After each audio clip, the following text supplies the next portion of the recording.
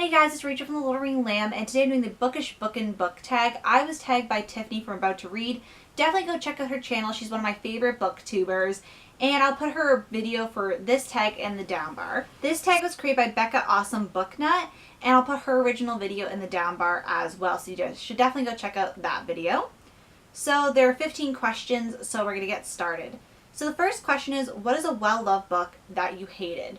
So I would say The Host by Stephanie Meyer. Now it takes a lot for me to really hate a book, and some of the books I've hated haven't been super popular, but a lot of people that read the Twilight books immediately went on to The Host, and they really enjoyed it, and they said it's even better than the Twilight books. I couldn't get into The Host. I could only get like 20 pages in. Like I couldn't push myself to read anymore. It's just something about that book. And so many people love that book, and I'd say I hated it, but it's not like I hate the content. It's just like I hated it. I couldn't get into it. The content probably wouldn't have been my favorite because I'm not, like, I don't know. It was a mess for me. Just because I couldn't get into it, and I don't feel like it's something I'd really enjoy in the end go, so yeah, I'd have to say that. 2, what is a guilty pleasure book? A guilty pleasure book, for sure, is the Gossip Girl series by Cecilia von Zygasar, and I absolutely love this series. It's such a guilty pleasure read, and it's like the definition of, especially the TV show gets that title a lot too. And number 3 is, have you ever spoiled a book for someone? If so, which book? So I've spoiled certain books. Like my best friend is a reader, and reading a lot, we do read some books from different genres, and she's started reading the Pretty Little Liars series, and she was borrowing my books, but she only got, I think, through the second book, like halfway through or something like that, and she was just running out of time, and like it was really hard for her to read at that time. So I've kind of discussed, but though she forgot a lot of it, but I've discussed the books at length because each time a new one comes out, I just need to tell somebody. And though it's good to tell you guys, I just need to tell somebody like in my real life that I can get a reaction out of to see like how crazy the books are and stuff like that and how good the books are. So I spoiled that series for her, but whenever I want to spoil something, I always ask her if she's going to read it. She does the same for me. And if we say no, we spoil it for the other person because some books we're not going to read because they're just not our forte. And you just want to hear about other books. So I'd say that's the only person I've really spoiled a book for because she wasn't going to read the series anyway, or at least anytime soon, so she'd forget about it by then. 4, what book made you ugly cry? So I'd say Dying to Know You by Aidan Chambers. I never ugly cry. I rarely cry, but this book really got me to cry. And I don't think I have I usually step away from a book before I start like bawling my eyes out. And I rarely do that because I think it's easier for me not to cry at books because I can't see the people's facial expressions, because usually facial expressions really get me to emote emotion, but hearing words not as much. Just me though. Number 5, what is your latest DNF? So I don't really have a lot of DNFs because I usually try to finish a lot of books, but most of my DNFs are not like books I'm never going to go to again. It's more like I did not finish for now, but I'll go back later. And the latest one is The Fame Game by Lauren Conrad. I was enjoying this book, but I got distracted by other books, and I want to come back to the series. I just didn't want to read this, take a break, and then have to go back to the second and third book. So I thought I'd just read this series sometime when I'm feeling more like it. And number 6, which book have you read due to controversy? I've never picked up a book I don't think due to controversy. I couldn't think of one. If you guys know one that I picked up due to controversy, let me know. But I don't really... The thing is with books, I'm very selective because I'm buying my books, and usually it's just me buying them, and I don't have like a technical job like at a place of business. Like I'm working this summer for my parents, and I usually do like cat sitting and dog walking and that kind of thing in my neighborhood. So my income really goes up and down. So I had to be more selective when I'm buying my books because I don't have a lot to work with certain times of the month. So, and also I don't want to be wasteful in my money. I want to pick a book that I'm going to like. So I don't think I've ever bought a book due to controversy. I feel like a lot of books I've read afterwards have gone controversy, but not before I've read them. But I could be mistaken. So I'm going to read number 7 and 8 together because I picked the same answer. So number 7 is, have you read a book where you question the author's sanity? And 8 is, what is the most cringeworthy book you've read? So I picked This Is All, The Pillow Book of Cordelia Ken by Aidan Chambers. Now I have not finished this book. I'm about halfway through, if you guys can see that. And I haven't DNF'd it, but like I'm going to pick it up later. Like I think I could pick it up later. I just needed a break from it. But it's this one scene, like certain scenes in the book, like I feel are really poignant and really good, and like they get me thinking, which I really love about Aidan Chambers' writing. I was very excited about this book because it is in a perspective of a girl, and Dying to Know You is in perspective of male, so I was seeing how his the girl perspective would be, I guess. And there's a scene, I think around page 80, and it's the most cringeworthy thing I think I've ever read. And it has to do with periods. And being a girl, like, I have my monthly cycle, and, you know, if you're a girl, like, it's nothing unusual, like, once you're into it. Like, you know what's happening, you know what's up. Though for guys, this probably be equally cringy. But it's kind of like, I don't think it's a taboo subject. I feel like it's treated as a taboo subject to talk about, like, periods in this way. So it's like, I read this scene, and I was like, am I being a prude? And then I got my best friend to read the scene because I didn't know if I was being too prudish because, I don't know, maybe I was. And she thought it was even cringeworthy, and it's definitely, like, I don't understand, like, it's a scene that is, like, it's not necessarily dealing with the monthly cycle, but it has repercussions of that. And I think maybe it's because it's a male author writing about female stuff, so that could be it. It was really cringeworthy scene. Like, I just can't get over it. Like, every time my friend and me mention, like, a cringeworthy book, we're like, that scene.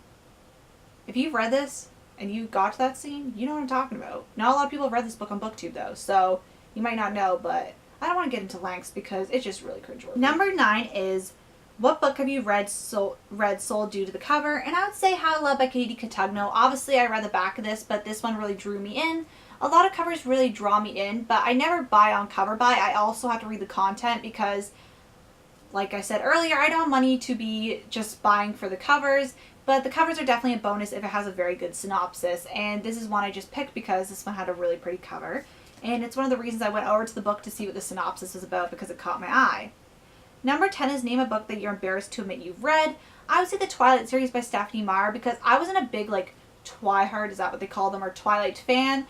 I read it more due because everybody else is reading it and I am a reader, so I kind of wanted to be in the loop. And a lot of my classmates who rarely read were reading it, so it was kind of a way to, like, connect with, I guess, my other classmates. Not that I didn't connect before, but... And also a lot of my friends were reading it that weren't big readers, and it was kind of exciting because everybody was reading a book, so I read that, and yes, it was okay, but it was nothing that was my favorite. And I know a lot of people talk about, like, how people were, like, so in love with the Twilight series and are, like, afraid to admit or say, like, it's a horrible book after the fall, like, after the hype's died down.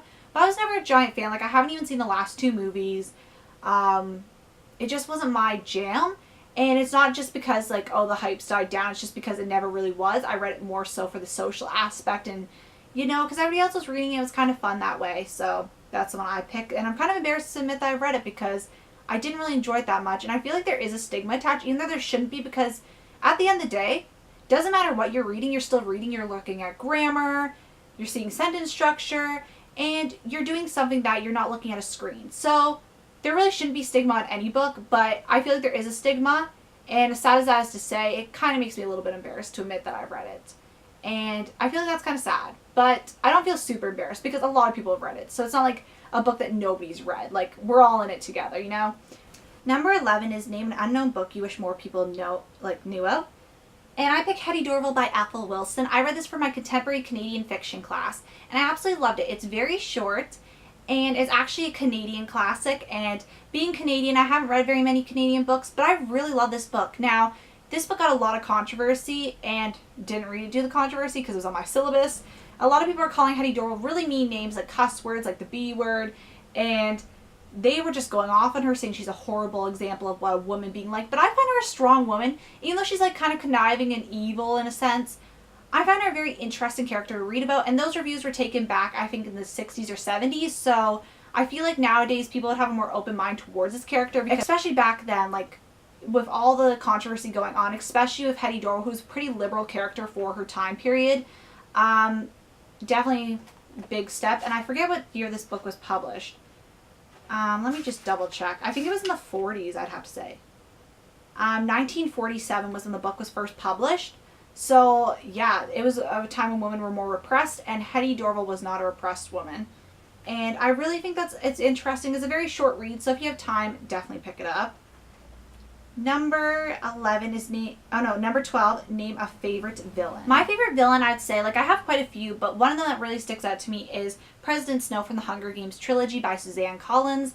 And he's one of my favorite because I love those villains that are evil and they just do evil things, but then they come back and they're so evil and conniving in their tone of nature. Like, A villain that does evil things and doesn't have the talk, like walks the walk but doesn't have the talk, not good. If you talk the talk and walk the walk, you're a good villain in my books. Like, obviously fictional villains, because you don't want to do that in real life. But he, like, especially in the movie, the third movie, like the stuff he does at the end where it's near the end of the movie, the stuff he says to her to manipulate Katniss, very, very tactful, liked that. And I just love those evil characters that you love to hate. 13, name a book you enjoyed that you read that is outside the norm of a genre you usually read. For this answer, I picked Cinder by Marissa Meyer. I usually don't read, I don't even know what to classify this book as, but usually I wouldn't read a book like this, but definitely because it's a fairy tale retelling, and I do like fairy tales, and it's got a lot of hype, and people are loving it, and I actually really enjoyed it, and I'm happy I picked this up.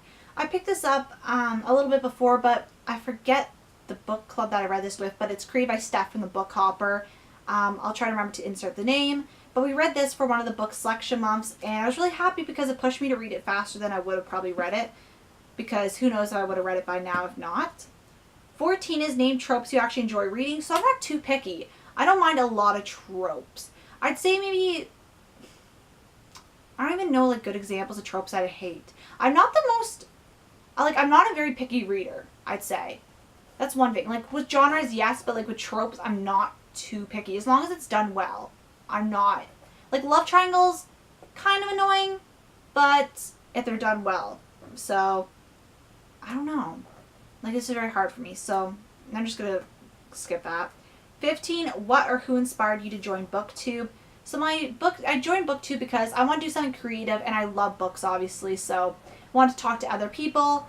And who necessarily inspired me? I saw Elle from Elle's Glitter Gossip, her Glitteratures, and I really enjoyed them, and I really liked the style of that. And then from there on, I started looking up other book-related content. I found a lot of other booktubers. Another one is Jen from Reading with Pugs. I saw her booktube channel, and I really enjoy watching her videos as well.